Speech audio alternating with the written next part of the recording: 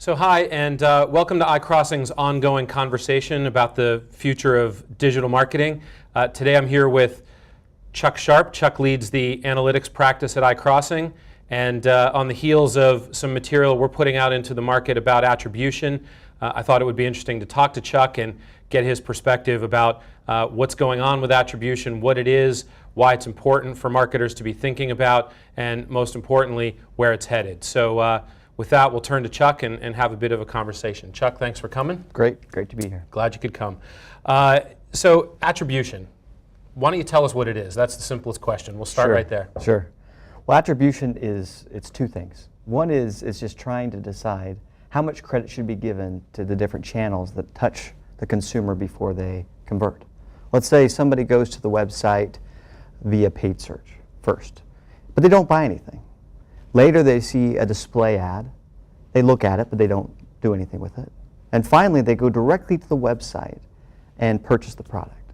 Okay. So in that situation there are 3 touch points: paid search, display ad, and then direct load to the website. Right. Attribution is simply deciding, of those 3 touch points, how much credit should be given to each of those. And then the second piece to attribution is to say that not all conversions are created equally. And the idea is to say, if we get a new customer versus an existing customer, well, maybe we ought to weight the value of a new acquisition of a new customer higher. Or if we get somebody who has a higher lifetime value, potential lifetime value, we ought to weight them higher as well. So attribution is those 2 things. Who should get credit across those different touch points? And second, deciding how much each conversion is worth. Okay, so that actually seems pretty straightforward, right? Now I'm going to ask the loaded question, which isn't that what people are doing today? Isn't that how businesses are running their measurement in the digital space today? You'd think, but I mean, I would. I would too. What's happening is that the last click model is what gets credit. The last click model? And that's to say that the last touch or the last interaction that the consumer has before they get to the website gets 100% of the credit for the transaction. And that's as sophisticated as most marketers are today when it comes to their measurement? That's right. And also in the digital space, when it comes to assigning values to each of the conversions, each conversion is mostly weighted exactly the same. There's not a higher value conversion given to, let's say, a new customer versus an existing customer. Right, but I think, so I know from my own experience, and I'll assume that applies across, is that I have different interactions with a brand, and I have different expectations, and I have different things I'm trying to achieve at each of those interactions. So if I'm trying to learn about a product versus when I'm ready to buy, each of those are a different stage in the process. Sure. So we should be weighting those things differently, understanding each of them as having separate value. Well, what often happens is that when there's such a huge focus on ROI, then any of those terms in search that are upper funnel terms that drive awareness, if they're not driving conversion, then they get kicked out. But then you never go from awareness down to consideration to purchase. Right, so we've got marketers who think they're doing the right thing, but when they're looking at last click, they end up turning off the top of the funnel. That's exactly right. So how do we solve for that? I mean, there's got to be a way, right? Right. Well, and I think this is where analytics has really improved, and the ability to store vast amounts of information has become more economically viable. Mm-hmm.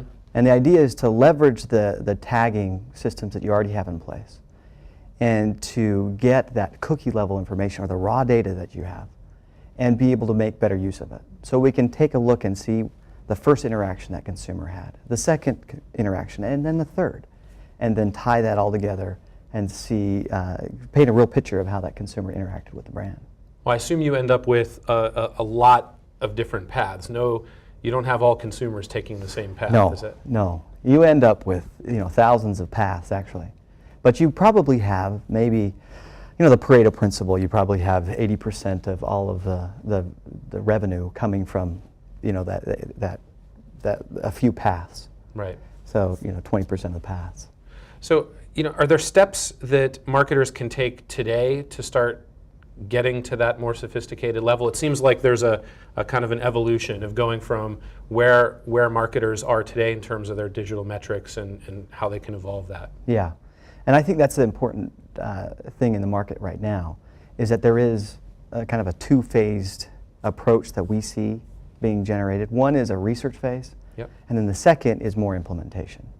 And in the research phase, the idea is to decide how much attribution is actually happening inside the organization. Is it a lot? Is it 20%? Is it 50%? And then once in that research phase, what's happening is that you're deciding how much opportunity do we have? How can we better allocate our budgets? And then should we go into and should we change from the last click model to more of an attribution approach? And in the second phase is where you actually go in and you basically change the way you attribute credit on a day-to-day basis. What's the impact of that? What's going to happen if I sit there and start weighting credit to different channels and I start assigning value to those channels? Well, I mean, of the projects we worked on with clients, I mean, some things become evident. There's budget shifting that's happening between channels. Yep. There's, on a tactical level, there's a whole group of keywords that before weren't converting, but were very important in terms of bringing people into the sales funnel. Those are now getting additional budget, whereas before they didn't get much. So you see a shift overall in budget between different channels, but also shift inside of each channel on how that money's allocated between terms or campaigns. Right. So it sounds like it can help both optimize and create efficiency, but it also can help you find accretive revenue that wouldn't have existed. You can go find more customers that fit a certain profile. Right. Is that happening? But also on a strategic level, what happens is that there's a lot of politics that go into how much budget should be given to each of the different channels. Because generally, there's somebody at the table who's in charge of display advertising, and somebody else, another marketing manager or director, who's in charge of paid search, and someone else who's in charge of natural search. Right. And so what this is trying to do is to make it much less political and more analytical, because the numbers don't lie. Right. So where do you see it headed? I mean, what's a future state look like when What's the crystal ball? Yeah, what's the crystal ball? Well, I think what's going to happen is over the next 2 years, sophisticated marketers that are really in retail and financial services, anybody who sells anything online particularly, they're going to transition away from this last click model towards attribution. And then the smaller players or the less sophisticated marketers are going to transition probably in the next 3 to 5 years to something that's more advanced. Right. And what do you think, what does that mean for marketing departments in terms of how they have to operate? Because it seems like it requires a bit more sophistication than people are used to today. Well, I think it requires a change in mindset. I mean, just because you implement attribution measurement doesn't mean everybody's going to believe it. I think in the first phase is a research project where people get comfortable with the idea. Yeah. And then you get into the second phase where people are actually trusting attribution, the attribution measurement, more than the last click. And the timing for that is unknown inside the organization. It's just going to evolve into where people trust it more. And then on a day-to-day basis, tactically, you'll start looking at attributed results other than last click results and just better allocate budget. Right. So I will ask one question about limitations. I know it's hard to think of the idea of being able to track all channels. I mean, what's your take on saying, okay, we're going to track SEO, SEM, display, direct load, but we're not going to attribute the offline TV commercials and the other things that are going to go on. Those things will have some impact. Do you think there's still value in looking at a subset of the touch points? Sure. I think anything we can do to improve the measurement is going to help. So if we're able to do all digital channels, including email, social media, display impressions, not just clicks, but all of that is going to be a quantum leap forward.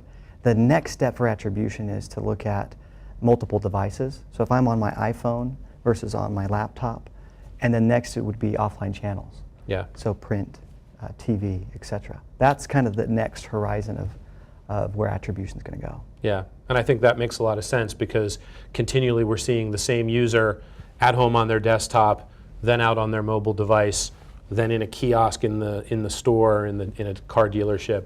So being able to understand how the user interacts across devices is probably And that's just going to grow. That's just going to grow.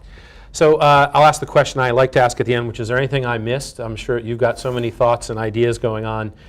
Any topics I didn't cover that we should be thinking about?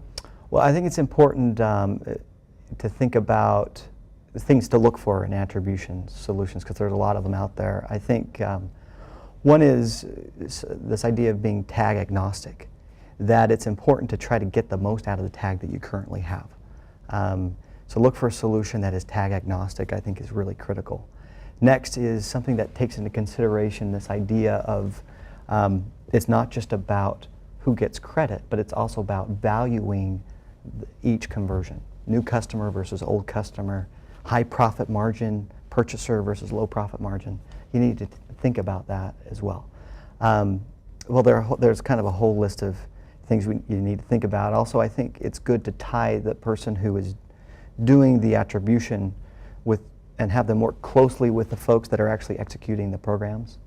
Right. So there's good tight correlation between those two things, I think is mission critical. Well, it seems to me that's historically always been a problem, which is lots of data sits there, doesn't translate into value. So the relationship between the people who are trying to gain the understanding and the people who are executing the programs needs to be pretty tight, I would think. Well, and I would also say research first before just jumping into it. Find how big of an attribution opportunity you have before just changing your whole measurement strategy, I think is key. Good. Excellent. Well, I think that might be enough. I know my head's full of thoughts, and I know I learned something today. Hopefully you learned something too. Again, thanks for joining us. We'll be back with you soon.